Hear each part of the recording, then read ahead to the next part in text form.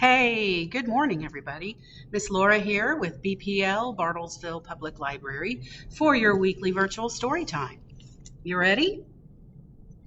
Hello, how are you? Hello, how are you? Hello, how are you? How are you today? All right. I love it. So, this is the last week of our Tales and Tales summer reading program. I have had a great summer with you guys, and I hope you have too. I know a lot of you have come to our special events and watched Storytime here on Facebook Live or come in person. I know a lot of you have been reading books or having lots of books read to you and maybe earning prize tickets on the Beanstack app. At the end of this story time, I'm going to tell you what the final secret code is for this week's story time. And I'm also going to tell you about our grand finale pool party. All right. First, though, I'm going to read a really short book, and then a medium-sized book, and then a long story. Okay? The first one by Rick Walton and James Warhola. The bear came over to my house. There he is.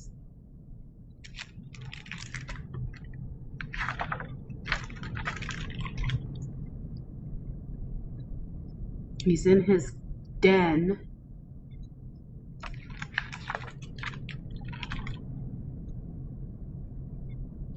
He must be waking up after his winter hibernation.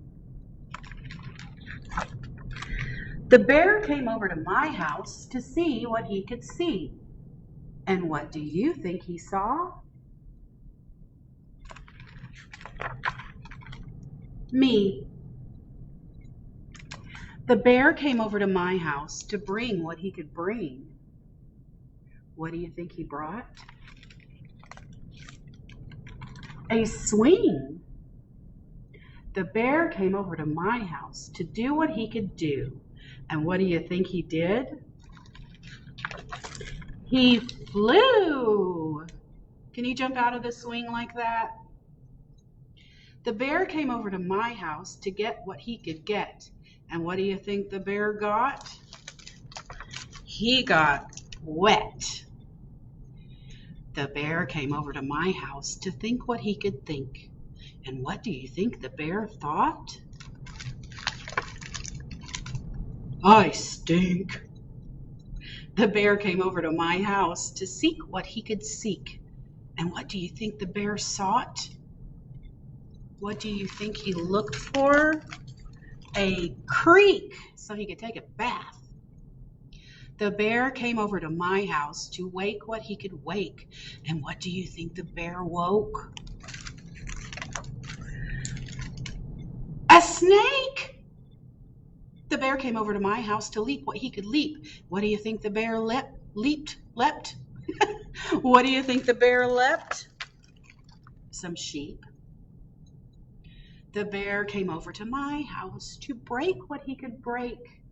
What do you think the bear broke? Ouch, a rake. The bear came over to my house to hear what he could hear. What do you think the bear heard? Oh dear. The bear came over to my house to eat what he could eat. What do you think the bear ate? A treat. What is that? Berries of some sort? The bear came over to my house to wear what he could wear. What do you think the bear wore? My chair. The bear came over to my house to write what he could write. And what do you think the bear wrote? He wrote it out in berries. Good night. Right there on the table. The end. That makes me think of that song about the bear who went over the mountain. Do you know that one? The bear climbed over the mountain, the bear climbed over the mountain, the bear climbed over the mountain to see what he could see. And all that he could see, and all that he could see was the other side of the mountain, the other side of the mountain, the other side of the mountain was all that he could see. All right. We are going to go to the farm with Karma Wilson and Marcellus Hall in The Cow Loves Cookies. Who doesn't love cookies? Do you know that song? Do they? I don't know if Cookie Monster still sings this on Sesame Street.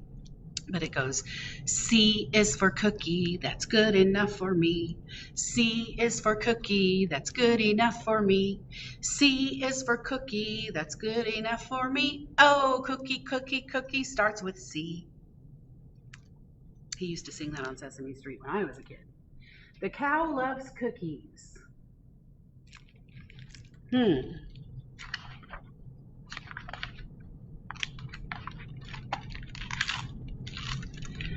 Whenever Farmer feeds the horse,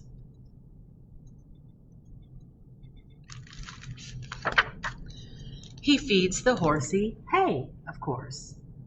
The horse just loves to nibble hay. He eats it every single day.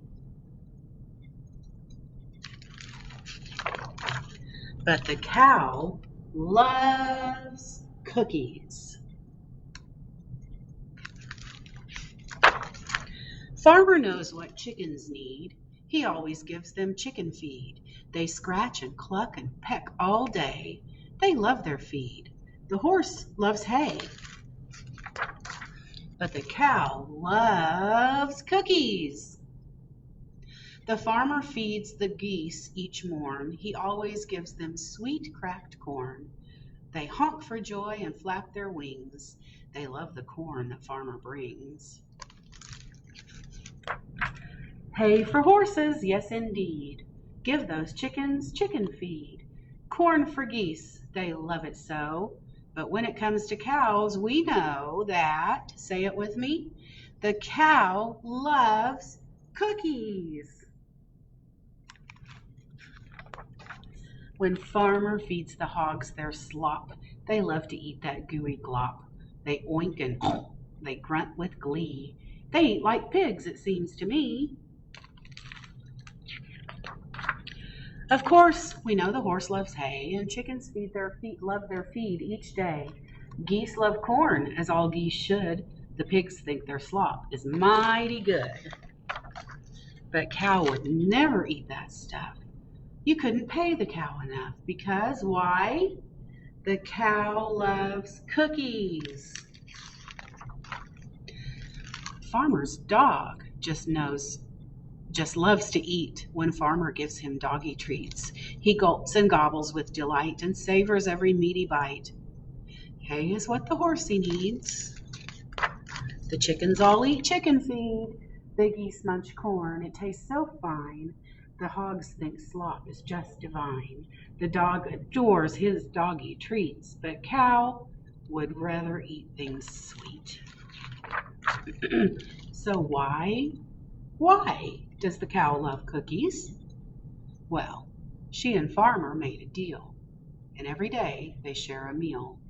Farmer packs a picnic lunch, and when the two sit down to munch, he takes cookies from a tin, and cow gives the milk to dunk them in.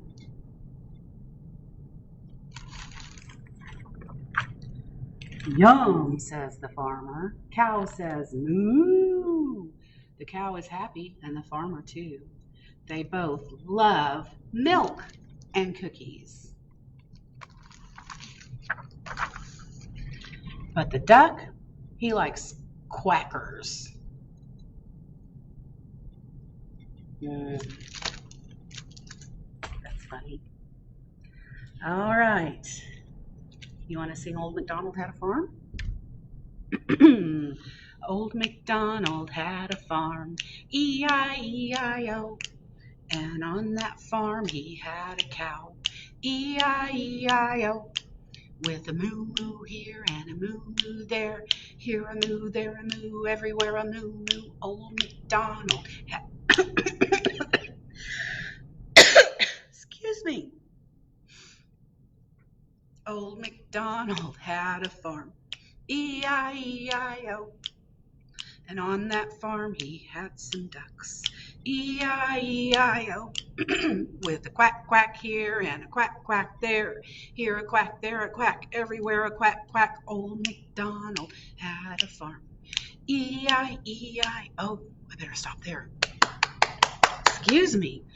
All right, one more story. It's kind of a long one. It's full of adventure and suspense, with a very happy ending and very cute kittens and a very cool tractor.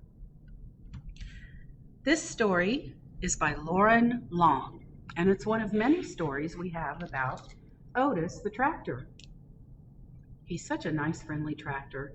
This one is about Otis and the kittens, and these are some of the cutest kittens I've ever seen in a book. What do you think? Let's see what happens to Otis and the kittens. Look at that beautiful farm.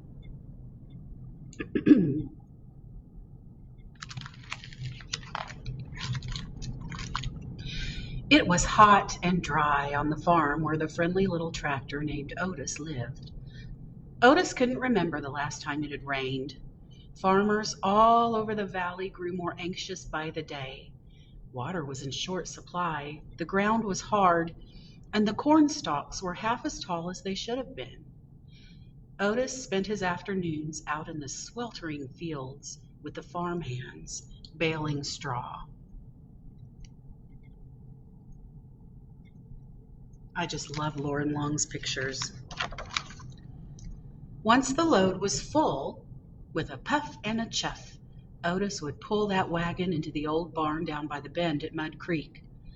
The farm hands would use a pulley to lift each bale up into the loft where it would be stored for the long winter to come. When the sun had gone over the hill and work was done, Otis was ready to sit in the shade and rest. But not Otis's friend, the bull.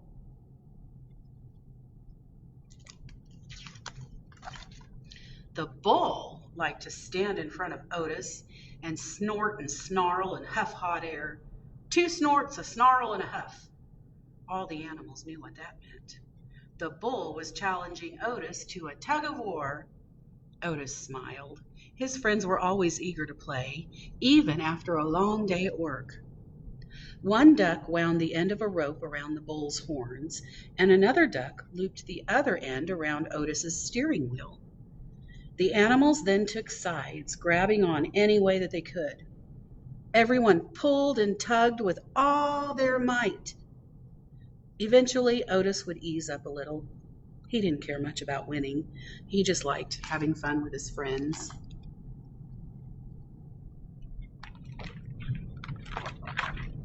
One afternoon, when everyone was up under the shade of the apple tree, Otis spotted something moving down in the field. It looked to be an orange tabby cat. Where did she come from? Otis wondered. He watched as she ran toward the old barn, and there he saw something that caused his engine to sputter. A swirl of smoke.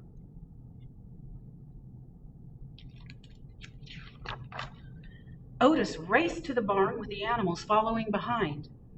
They discovered flames coming from the loft inside the old barn. A fire! The barn was filled with brittle, dry straw, and Otis knew it wouldn't take long for it all to burst into flames. Just then the tabby cat appeared in the barn window. With a puff, puff, puffity chuff, Otis rushed into the burning barn. I'm kind of scared. Inside, the flames were growing, and smoke was forming a dark cloud. The cat was pacing back and forth, high above on a rafter. Otis chuffed for her to jump down, but the cat wouldn't budge. Instead, she stared down at Otis and belted out the loudest meow Otis had ever heard. What was she trying to tell him?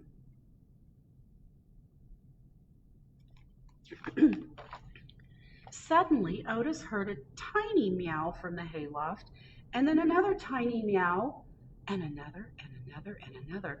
At once, 5 furry little heads popped up and stared down at him. Kittens. As flames blazed overhead, Otis stood on hind wheels and stretched to the edge of the loft. To a chorus of tiny meows, one by one, the kittens hopped down. The farm animals cheered as Otis emerged from the burning barn with kittens all over him.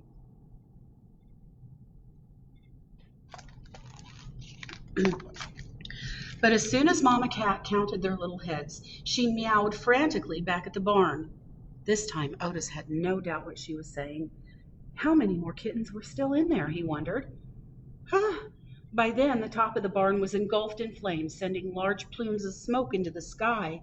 Otis was afraid, but he gunned his engine, screeched his tires, and dashed back into the burning barn. Inside, the heat was growing worse, and it was hard to breathe. Otis revved his engine, and one last little head popped up, trembling from fear. Otis puffed a gentle chuff, and the kitten climbed down on top of him, hopped to his seat, leaped to the floor, and scampered out of the barn to safety.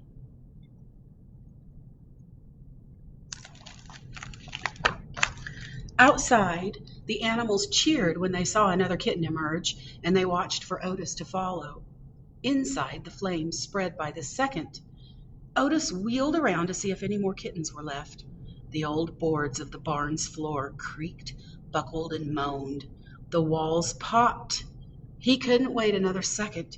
Just as Otis spotted the exit and raced his wheels to leave, there was a giant crash.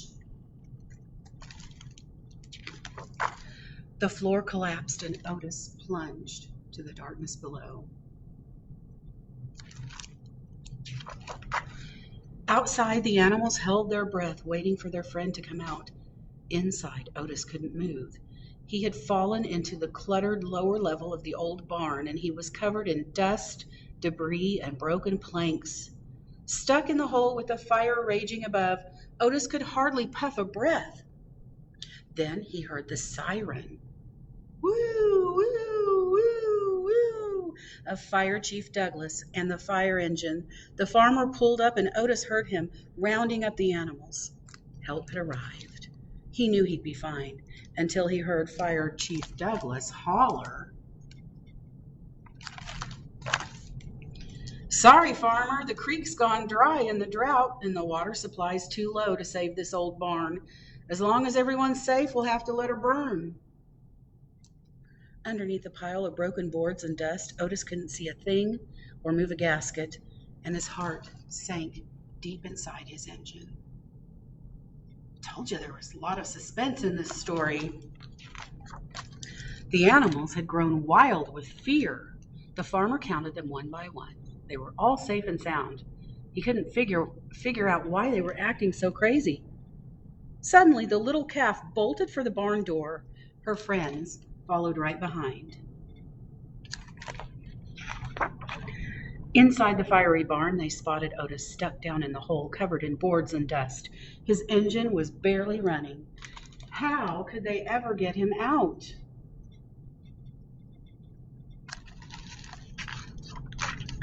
The bull looked up at the rafters and down at Otis. He stood in front of the hole in the door or in the floor and snorted and snarled and huffed hot air. 2 snorts, a snarl, and a huff. The animals knew just what that meant. One duck grabbed the pulley rope and wound it around the bull's horns.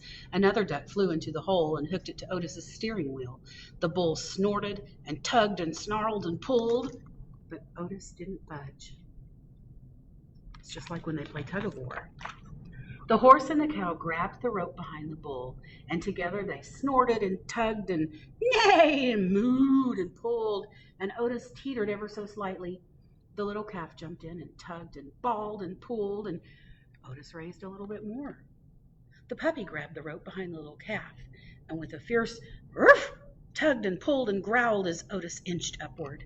And then came a piercing meow and the sound of Fire Chief Douglas shouting, "Holy moly, Otis is in there. Hold on tight, everyone. I'm here to help." Fire Chief Douglas grabbed the end of the rope and tugged and pulled and tugged. All together, the animals and Fire Chief Douglas lifted Otis higher and higher until he was suspended above the hole. The ducks swooped in and pushed him over the edge of the opening where they could lower him to the floor. Together, everyone pulled the dust and ash-covered tractor out from the burning fire just as parts of the barn began to fall. Wow. Oh, then Fire Chief Douglas and his men hosed off Otis and wiped down his frame. That cool water revived Otis, and everyone cheered when they heard a faint puff, puff, puttity chuff. It was music to their ears. The kittens jumped up on top of Otis and crawled all over him. Fire Chief Douglas laughed and said, "Farmer, what say we adopt these kittens and their mama? They'd make a fine addition to our firehouse family." Otis puffed a happy chuff. He couldn't think of a better home for his new friends. The end. Woo! Wow. Let's sing a song. Row, row, row your boat gently down the stream. Merrily, merrily, merrily, merrily, life is but a dream. Rock, rock, rock your boat gently down the stream. If you see a crocodile, don't forget to scream. Snap, snap. Row, row, row your boat quickly to the shore. If you see a lion, let me hear you roar. Roar. Can I hear you roar? Row, row, row your boat gently down the stream. Wearily, wearily, wearily, wearily, snuggle up and dream. I wish I could take a nap, but I can't. Okay. Are you ready for the week 8 secret code to enter into Beanstack for your last weekly activity badge and prize ticket? Here we go. Piglet. Every week our secret code has been an animal children's book character. This one is Piglet, Piglet. Enter in all capital letters in the Beanstack app. Now, we are going to have a grand finale summer reading program pool party this Friday, July 30th, from 6:30 to 8:30 p.m. at Frontier Pool. Private party BPL is taking over Frontier Pool from 6:30 to 8:30 on Friday. It is at this pool party that we will announce the prize winners that have, you've all been on Beanstack entering your tickets into certain prizes. We will announce the winners and give out the prizes at the pool party. You do not have to attend to get your prize. If you win a prize, you will get that prize even if you're not at the pool party. We'll get a hold of you later, okay? The drawing is done randomly through the Beanstack app, the drawings, I should say. There will be no concession stand at the party, so please bring your own snacks and drinks if you would like to do that. That is allowed for private parties. And I hope to see you there. I can't wait. It's going to be a lot of fun. So otherwise, I will see you in the library, maybe for in-person story time Wednesday or Thursday, or at the pool party, or here. All right, thanks.